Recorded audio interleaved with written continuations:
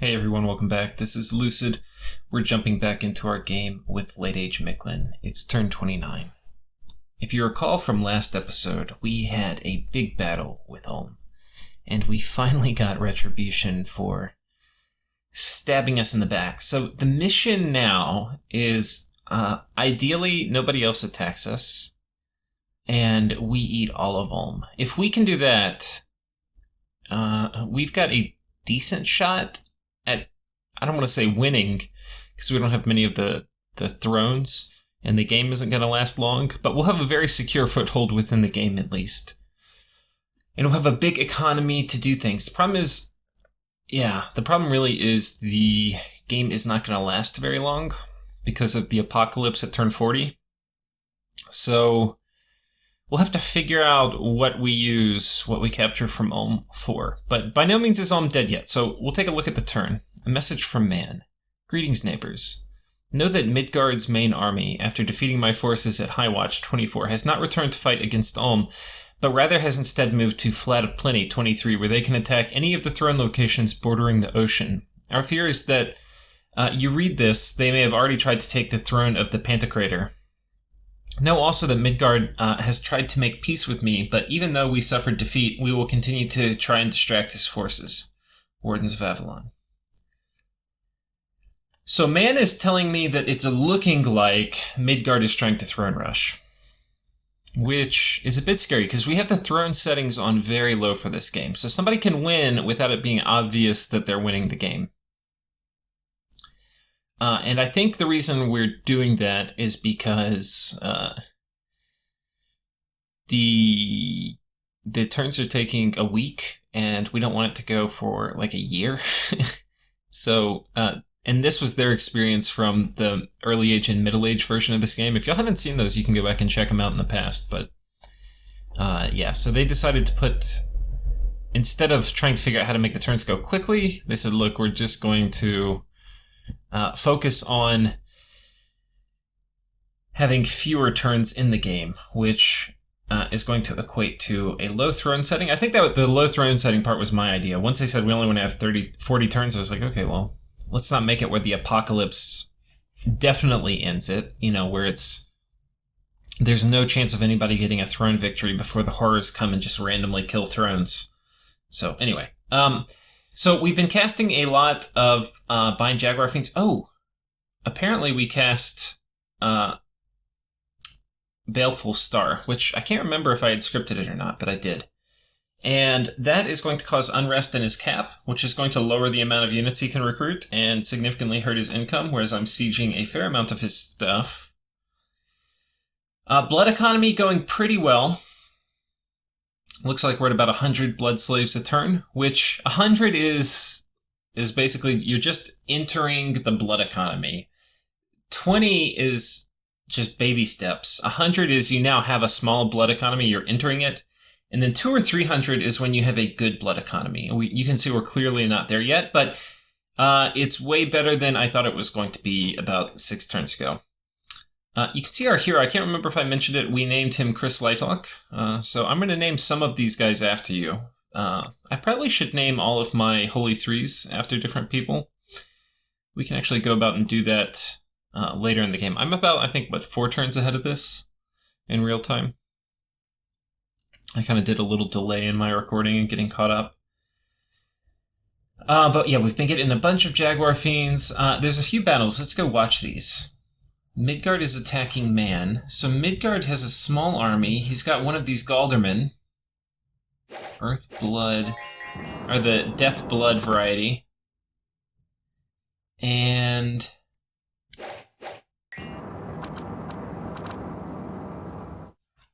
yeah, this is going to be just check his scripting out. So lightning. These guys are doing protection from lightning. I don't see flight yet. Charged body. Okay, flight's the last thing. Only one of them is doing flight, or 2 of them. Okay. So that was that. Not really a battle. And okay, just another little raid on Man. So Midgard seems to be doing a rather good job raiding, as Midgard does. Now, one of the things we had done last turn after we won is we went to go take back a few provinces from Ulm, but we didn't really have units because we wanted to commit them to further invading Ulm's land. So instead we sent 2 turkeys with a few slaves, and you may laugh, but our turkeys are the shit, so no laughing at them. Boom, wooden warriors and swarm. These are now not horribly shitty. They've got 10 protection and they hit for 12 damage. I mean, there are worse units in the game. Okay, this guy got nailed by an arrow, so that's not great. It was a crossbow too. He may run. Yeah, he's gonna run. Okay, but our bugs are jumping in there, and they're causing them to get distracted while... So that one bug took all 3 of these guys' action. They all attacked him. And now they're shooting at these bugs, which are closer. And now they're going to try to shoot these guys, plus a bunch of bugs.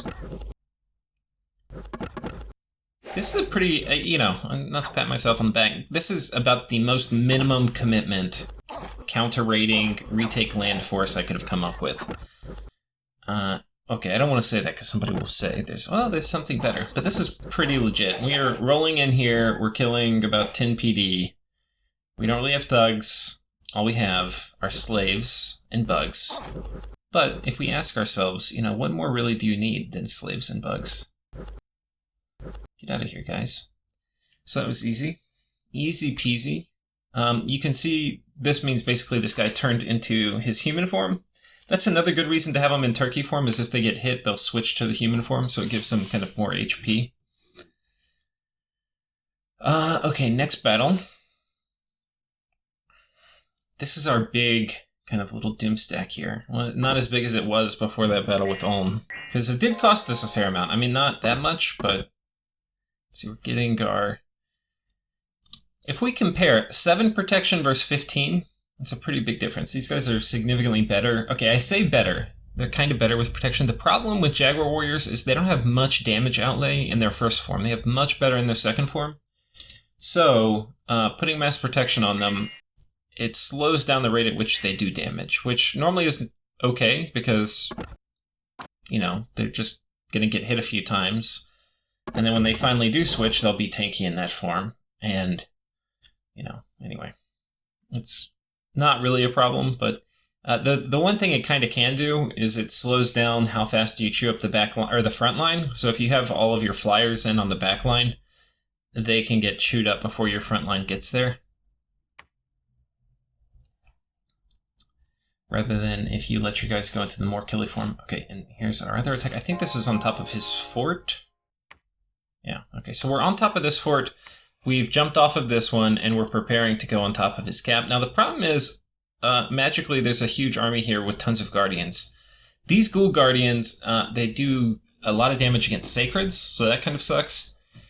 They are also good at holding up fort walls. Now, we'll finish this, and then I'll come back and we'll look at what I'm going to do.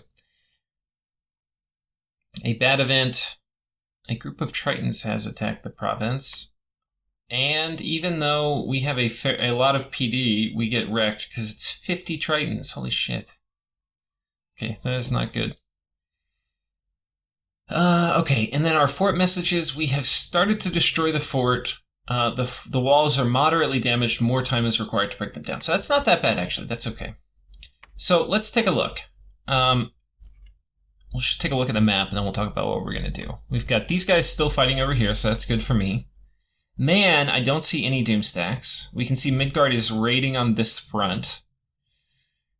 Utgard is sieged up here. Utgard is on top of Midgard's fort here. Now, the thrones that Midgard can take are this one and this one. And so we need to make sure we're protecting this. We're building a palisade on it. It's going to be a while until it's done. I think this was the first turn I started. Yeah. So hopefully this finishes before too long. But this one has a pretty solid fort on it. So we'll have to see. I'm not sure what I will do if Midgard throne rushes. I'm probably... I don't know. I mean, this is the only one I could potentially take. If he went and rushed this one, I could knock him off, but I don't know what I'm going to do there. So, anyway, I think that's just kind of the general game state. Here was the province I took back from Ulm. If we look at what we're going to do, my goal, this is a lot of dudes. It's going to be hard for me to crack his fort, but if it were another nation, I would probably just go after the things he's not defending, like these, and just say, okay, I'll get your fort at the very end. But because, or your cap at the very end, because it's MA or LA Ulm, ooh, this cap is scary. It's the spawning location of all of his vampires, which that in and of itself is going to cause some trouble, because if I don't take this, then I'm basically going to have 10 vampires a turn raiding me, and those can do a fair amount of damage, not only against my army, though less against my army, but more so they can just keep taking a bunch of provinces from me, and I can't really blood hunt things efficiently. There's a bunch of things I can't really do until I get those guys killed. So, anyway, that's kind of... I do want to take this, but I don't want to take it right now. And I'm thinking, okay, he's probably patrolling. This army is a little weak from having just killed his other big stack. And who knows how much PD he has in here. He could do a PD dump, plus everything he has, plus all of his mages, which are in there. And he can patrol and do some interesting things and potentially kill my army. So I want to see what he has there first, so I want to retreat. The other thing, so there's two options. One is he's sitting here patrolling, and he's going to kill me. The second option is he's got these Gold Guardians just to hold up the fort walls, and he's just going to hang out until he moves this big archer squad down here, and then this archer squad is going to kind of clear the one or two guys I have sitting here off this fort, and then next turn they're going to come over this way, and his guys are going to come out of his fort, and then together they'll try to kill me. I think that one's actually slightly more likely, but now if he does that second option where he moves down and doesn't patrol, then the best move would probably be me moving in and clearing off his PD and putting his fort under siege. But I think if I do that and he takes everything he has in patrols, I would probably lose my big stack, so I'm not going to risk it. Instead, what I'm going to do is I'm going to assume he's going to move all of this pretty big army down here to take these off, so they'll be in position to take his cap. Now, what I'm going to do is surprise whoever he has coming in to take this off with my Doom stack, because there's actually a little connection right here through this tiny little segment where I can move from this province to this one. So in doing that, we've basically just got two scripts. We've got two lines of Jaguars and a sparse line formation, and so once they finally compress in the middle, that sparse line should allow them to get kind of merge into a full line.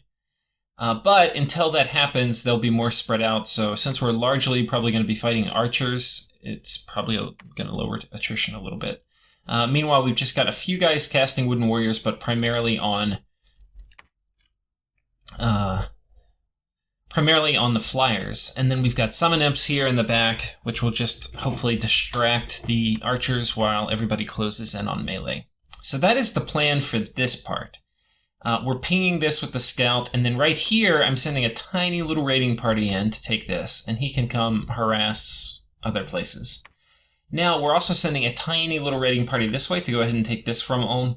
I want to take these from Ulm for two reasons. One is because I'm peaceful with Midgard, and I just want to go ahead and claim this land as mine. I don't want to be like fighting Ulm's army in a very slow match while other people are busy claiming his land. I'm going to say, no, this is my land. And I'm going to start getting income from it, while at the same time I'm gearing up to also take his forts. Now, we know I've done some damage on this fort, so a lot of my guys here are still going to stay sieged. You can see I have two of my little squads fanning out to raid, but I've also got this big army coming in. So this army's coming in, which is a fair amount of siege strength, and then I've also got this guy coming in with a bunch of flyers, and this guy actually has even more siege strength because of the flyers. So some of this is from the slaves, which are not going to be joining, but probably like 80 of this is from just these flyers, which are going to be joining in. So there's a chance we pop it this turn. If we don't pop it this turn, we'll definitely pop it next turn. But you can see we're going to have a very big army here. Even this is probably bigger than that army. And that will be really good, getting this fort. Yeah. So anyway, that is kind of the plan for this part. And we'll talk... research, we are about 3 or 4 turns away from Alt 7, which is when I'll feel really comfortable having a big battle, because I'll just throw down mass protection and we will be good to go. In terms of outgoing messages, we've got a bunch of messages. I send a message to Utgard saying, it's important to keep that fort from Midgard. The Toad and Jaguar tribes all give offerings for your success. I think I probably meant to put Eagle tribes too, because I do give them an air gem. An air, a water, and a blood slave. So a little offering to Utgard. And it is very important he takes this. So it's a sign of goodwill that I'm not going to attack him, because he's heavily, heavily committed up here. Now, okay, what else on outgoing diplomacy? I send a message to Midgard. I say, okay, what news do you bring? How do your battles go versus man? Have you killed any of his large armies? Do you see the throne situation evolving? We are keeping an army near our throne on the ocean in case someone might lay claim to it. But aside from protecting ours with a nearby army, we aren't sure who is close to a throne victory. Not too much news on my front, just killing vampires ad infinitum. So what I'm telling Midgard here is he better not come try to mess with my throne. Because right now I'm just kind of protecting it, and I'm going to be keeping armies near it, so he can't throne rush me. And I'm asking what he sees in terms of the throne situation. So I'll be interested to see what he says back to me on that.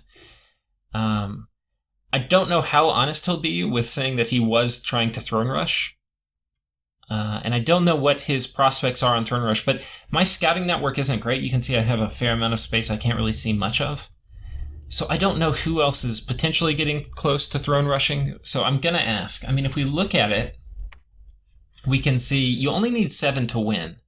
And fortunately, the person who has the 3 throne is the weakest. So Pythium's kind of the weakest, but he has the 3 throne. Midgard has already 4 points, so he's pretty close. If he got the 3 throne, he would win. So if I see him make a move on that, I have to just all in on Midgard. And alternatively, he could get 2 other thrones. He could get one of the 2s and one of the 1s. So we got to be pretty careful. Trying to think what else. This is one of the things I have to be a little careful, because I'm like heavily locked into this war with Ulm. He's not going to want a peace with me. And if I have to flip on Midgard, it's going to be tough. I mean, I guess this is the closest of the thrones Midgard owns that I could take, but I can't even really help. I mean, I'd have to just... I guess I could do that. I don't know if Ulm would be willing to just sit there and not attack me. But I could say, I'll stop raiding you. I don't know. But I am worried about Midgard. Outgoing messages. Pythium. We wish to let you know the ever-growing vampire population is slowly being contained. We also want to get you your people's view of the balance of power in the current war interests. Perhaps we can collaborate as the game grows near, as the end of the game grows near. From our perspective, Midgard is very close to a throne victory and the largest. Though Utgard may contain the throne victory threat this turn, it seems everyone is tangled up in wars that could go either way at this point. Give any insight through this fog of war. And then a message to Man. Man, we're quite surprised to learn of your army losing to Midgards. We are certain that your archers would pop the glamour of the elves and defeat them in combat. Our scouts have not yet seen large battles, though he seems to be relying on medium armies of normal troops and small raiding squads of sacred cavalry. Have you seen his mages in battles casting spells? If so, which is he preferring? We hope this information is not needed, though if he makes a move for our throne, we will have little time to respond and we'll have very little intel. So I'm saying, okay, if he attacks me, I want to know what he's coming with. So that's basically it. It's the game is kind of looking good for me now, actually. I'm probably one of the bigger players. I'm not the biggest, but I don't think anybody's really attacking Ulm aside from me, so I might, if I can get a few turns to digest Ulm, I'll be in good shape. The problem is I don't really have any obvious way to have a throne victory. I could go for this throne and this throne, but that would mean picking war with two different players. And if we look at my throne situation, well, let's see, did I claim this one yet? Okay, I haven't claimed this one at the moment, the Throne of the Second Age. So if we look at the throne situation, Throne of the Second Age, so I'll have this one and this one. So that's only 2 thrones. And then I could get one of Pangea's thrones, which is a level 1, so it would be 3. And then I could get... Which one does Utgard have? This one? Ugh, Throne of Zeal.